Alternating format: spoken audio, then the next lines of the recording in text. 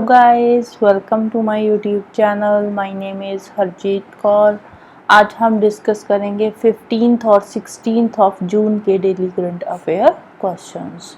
तो अगर आपको इस पर्टिकुलर लेक्चर की पीडीएफ चाहिए तो उसके लिए आप मेरा टेलीग्राम चैनल भी ज्वाइन कर सकते हो, जिसका लिंक आपको नीचे डिस्क्रिप्शन बॉक्स में मिल जाएगा।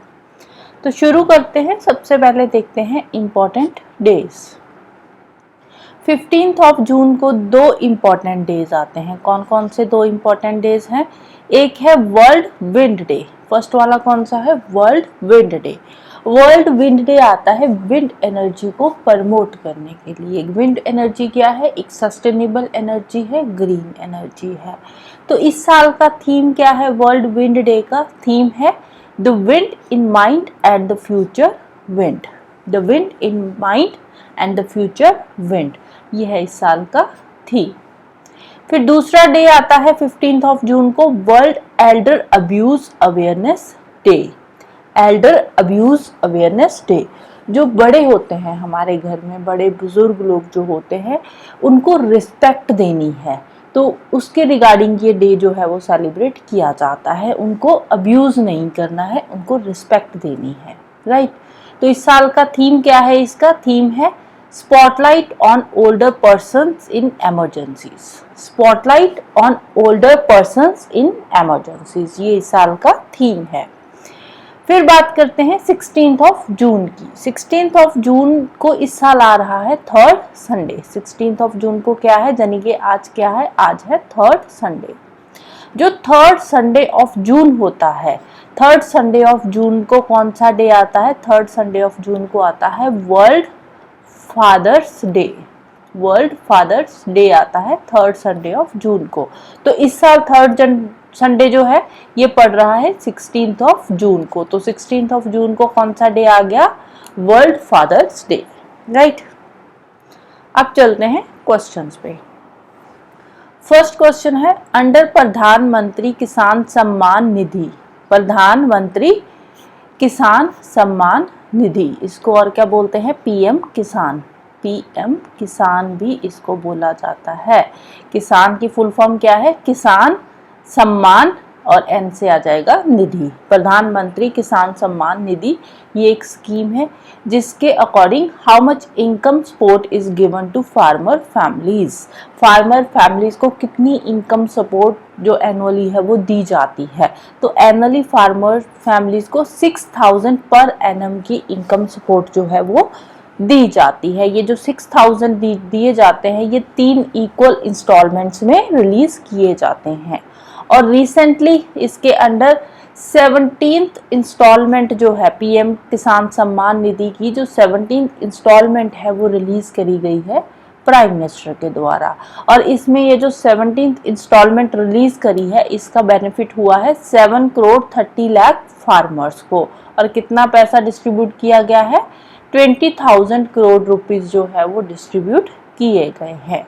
तो पीएम किसान जो स्कीम है उसके अंदर 6000 रुपीज दिए जाते हैं पर एनम 3 इक्वल इंस्टॉलमेंट्स के अंदर, राइट। 3 इक्वल इंस्टॉलमेंट्स के अंदर 6000 रुपीज जो है वो दिए जाते हैं अंडर पीएम किसान स्कीम।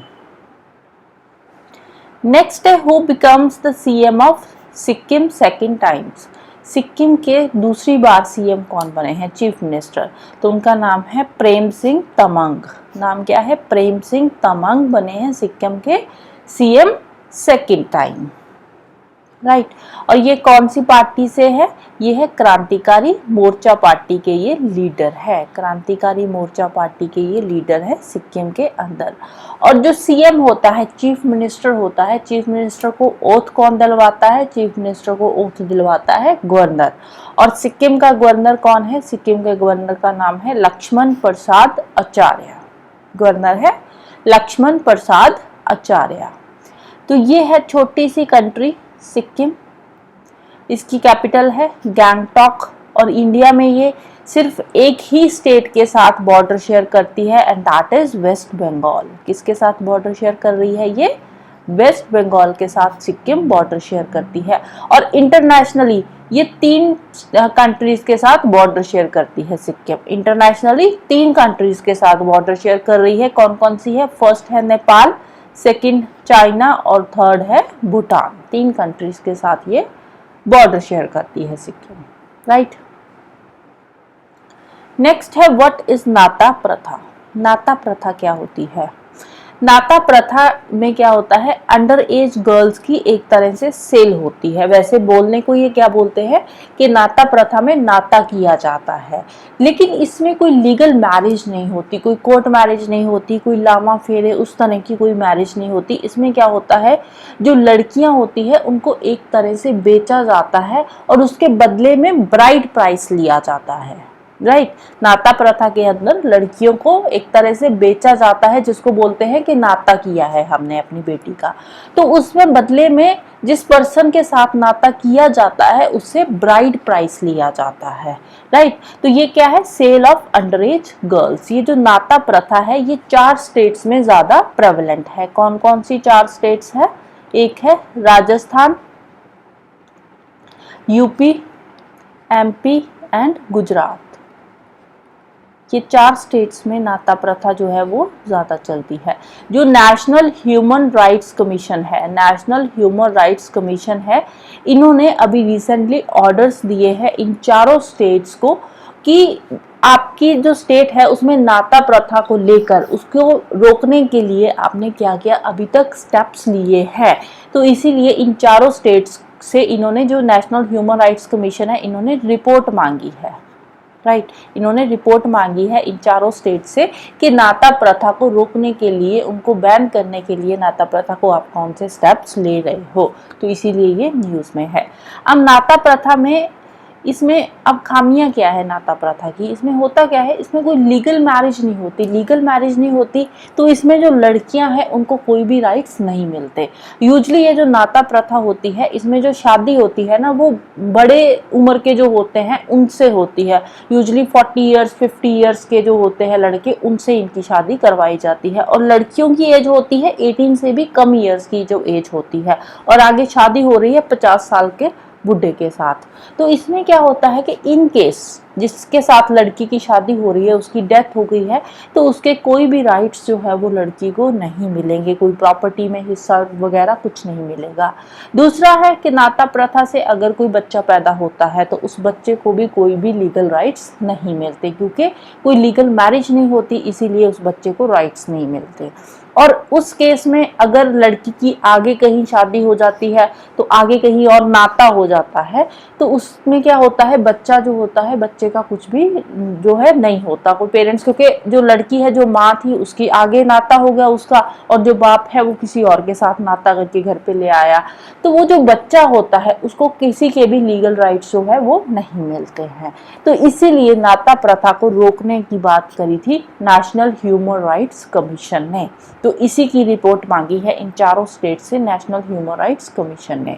तो कौन कौन से एक्ट्स है जिनको ये वायलेट करता है नाता प्रथा? तो ये वायलेट करता है, एक है इमोरल ट्रैफिक प्रिवेंशन एक्ट 1956, दूसरा है prohibition of child marriage act 2006, तीसरा है the protection of children from sexual offence जो पॉस्को एक्ट आया था 2012 के अंदर, उसको भी ये वायलेट करता है। ये 3 एक्ट को वायलेट करता है नाता प्रथा, राइट। नेक्स्ट है who one Dilip Bose life time achievement award bye AITA all India tennis association की तरफ से Dilip Bose life time achievement award किन को दिया गया है? तो ये दिया गया है नरसिंह एंड रोहिणी लोखंडे को। तो आंसर आ जाएगा option D, both B and C, right. Next है name the first women helicopter pilot of Indian navy. Indian navy में हेलीकॉप्टर पायलट, पहली वुमेन हेलीकॉप्टर पायलट कौन है? तो नाम है Anamika B Rajeev, Anamika B Rajeev. Next है which institute identify micro algae as a potential protein supplement. Micro algae क्या है? ये एक पोटेंशियल प्रोटीन सप्लीमेंट है, मतलब इसको हम यूज कर सकते हैं बाकी के प्रोटीन सप्लीमेंट्स की जगह पे। जैसे हम सोया प्रोटीन लेते हैं या फिर वे प्रोटीन्स वगैरह यूज करते हैं, यूजली जो जिम जाते हैं, तो उसकी जगह पे हम क्या ले सकते हैं, micro algae as a protein supplement. तो कौन सी इंस्टीट्यूट ने ये डिस्कवरी करी है, ये एक तरह से खोज करी है कि ये जो माइक्रो एल्गाई है ये एक पोटेंशियल प्रोटीन सप्लीमेंट है। तो इंस्टीट्यूट का नाम है CSIR IICT, CSIR IICT, Indian institute of chemical technology, Hyderabad के साइंटिस्ट ने ये जो है डिस्कवरी करी है। ये एक तरह से इन्होंने ये फाउंड आउट किया है कि ये जो माइक्रो एल्गाई है तो इसमें जो है प्रोटीन जो है वो ज्यादा पाया जाता है, इसमें क्लोरेला ग्रोथ फैक्टर ज्यादा होता है। जो क्लोरेला ग्रोथ फैक्टर है वो एक प्रोटीन रिच एक्सट्रैक्ट है जो माइक्रो एल्गाई से आता है। तो माइक्रो एल्गाई का साइंटिफिक नेम क्या है, क्लोरेला सोरोकिनियाना, राइट।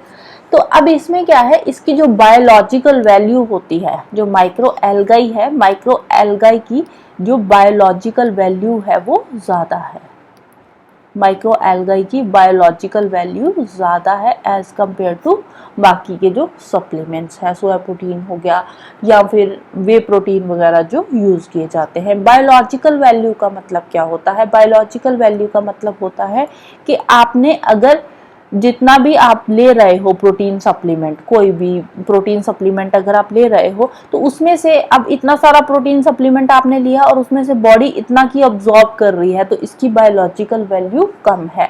अगर आपने इतना सारा प्रोटीन सप्लीमेंट लिया और सारा का सारा वो बॉडी अब्जॉर्ब कर रही है उसमें से प्रोटीन, तो वो क्या है, उसकी बायोलॉजिकल वैल्यू ज़्यादा है। तो माइक्रो एल्गाई की बायोलॉजिकल वैल्यू ज़्यादा है। तो माइक्रो एल्गाई की जो प्रोटीन है वो पूरी की पूरी बॉडी में अब्जॉर्ब होती है, उसमें प्रोटीन पोटेंशियल ज़्यादा है, राइट।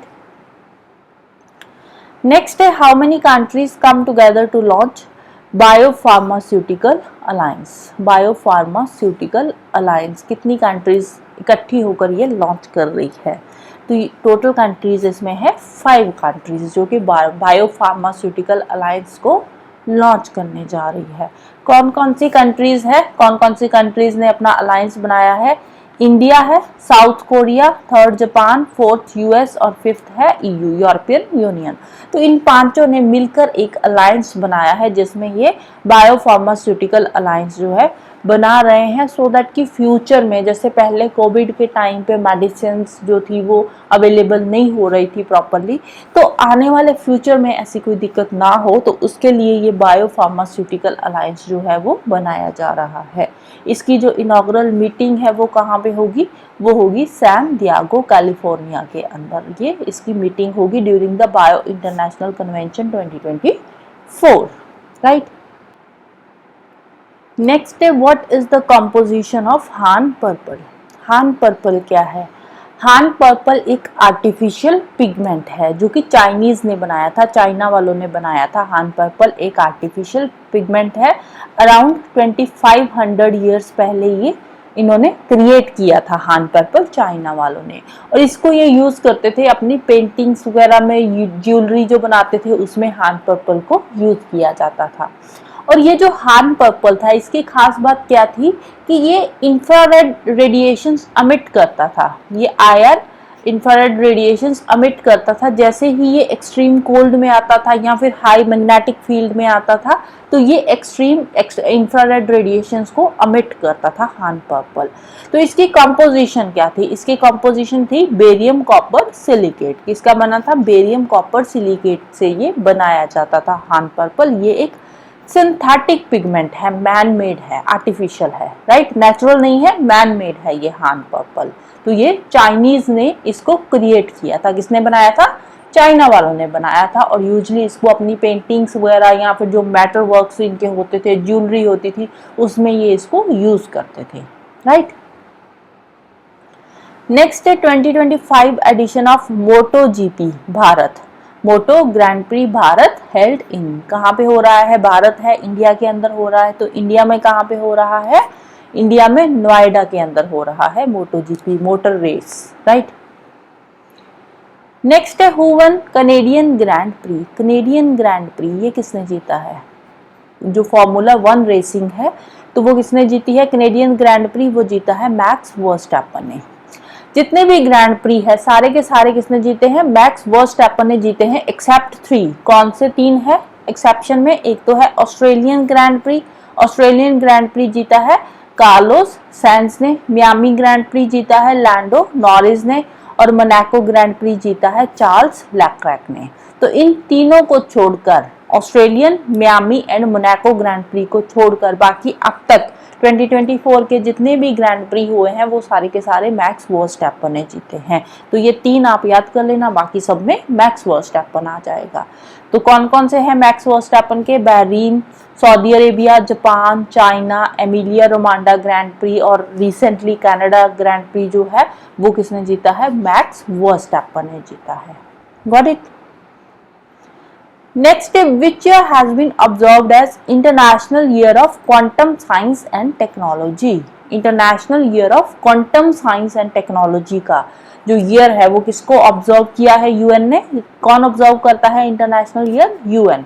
तो यूएन ने ये ऑब्जर्व किया है 2025 को, international year of quantum science and technology. 2024 वाला जो ईयर है ये कौन सा है, इंटरनेशनल ईयर ऑफ कैमेलिड्स। 2024 वाला कौन सा है, इंटरनेशनल ईयर ऑफ कैमेलिड्स। और 2023 का कौन सा था, इंटरनेशनल ईयर ऑफ मिलेट्स।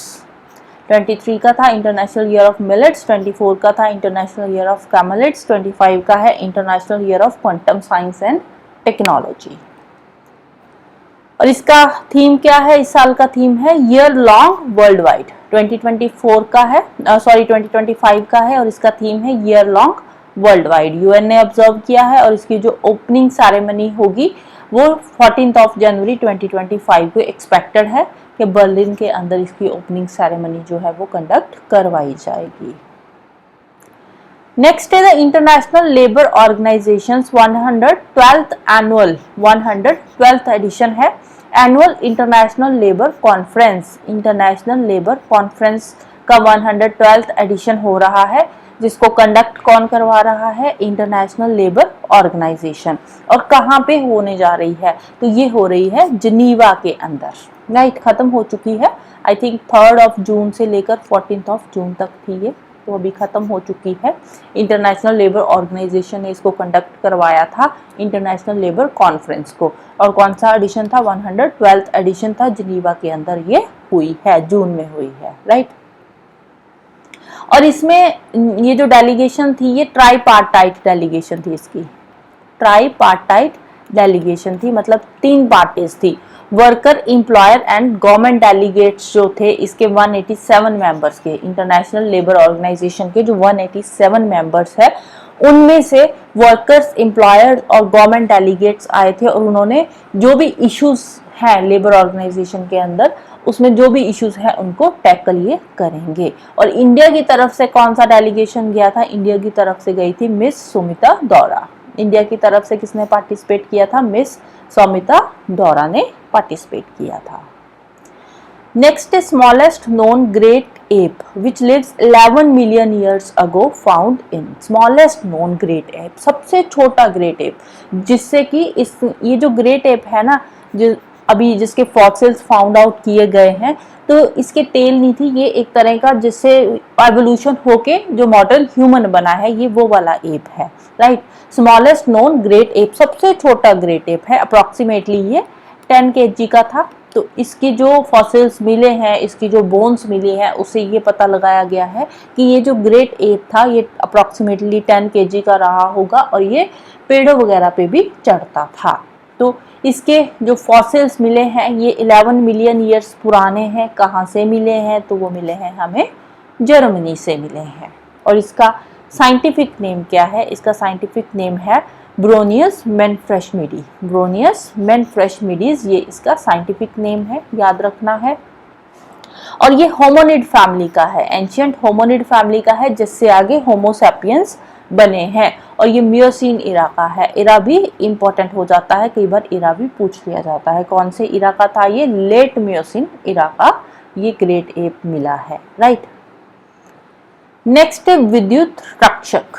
विद्युत रक्षक ये किसने लॉन्च किया है, विद्युत रक्षक लॉन्च किया गया है by the Indian army. Indian army ने लॉन्च किया है विद्युत रक्षक। विद्युत रक्षक है क्या, ये एक टेक बेस्ड इनोवेशन है और integrated generator monitoring protection and control system है, राइट।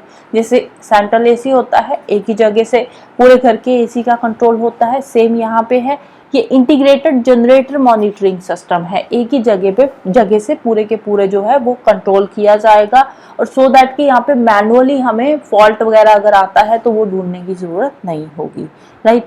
तो ये वाला जो साल है इसको अडॉप्ट किया है इंडियन आर्मी ने as a year of tech absorption. अब ये जो इन्होंने integrated generator monitoring protection and control system लेकर आए हैं, ये क्या है? ये एक टेक बेस्ड इनोवेशन सिस्टम लेकर आए हैं। तो ये वाला जो साल है 2024 वाला, इसको ऑब्जर्व किया है इंडियन आर्मी ने as the year of tech absorption. ज्यादा से ज्यादा हम टेक्नोलॉजी लेकर आएंगे इंडियन आर्मी के अंदर, राइट। आज का लास्ट क्वेश्चन है, what is the name of 5th batch of 8 missile come ammunition, 8 missile come ammunition batch project. 2021 के अंदर इंडियन नेवी का ये एम था कि हम 8 बैच मिसाइल कम एम्यूनिशन जो है वो लेकर आएंगे। तो प्रोजेक्ट जो था उसके अंदर 8 लेकर आने थे, और उसका जो 5th बैच है वो इन्होंने अभी ले आए हैं, 5th बैच, राइट। 8 लेकर आने हैं, 5th बैच ले आए हैं। बार्ज क्या होता है? बार्ज एक फ्लैट बॉटम होता है, ये फ्लैट बॉटम होता है इसका, और इसका कोई इंजन वगैरह नहीं होता। इसको टग बोट जो होती है उससे चलाया जाता है, और जो बड़े बड़े कार्गो वगैरह आते हैं तो उनकी लोडिंग अनलोडिंग के लिए इनको यूज किया जाता है। तो अभी रिसेंटली जो 5th बार्ज लॉन्च किया गया है, इसका नाम क्या है? तो इसका नाम है LSAM YARD 81, LSAM YARD 81 इसका नाम है, right. So that's all for today. तो जाने से पहले वीडियो को लाइक कर देना, शेयर कर देना और चैनल को सब्सक्राइब कर लेना। Thank you, bye bye and have a nice day.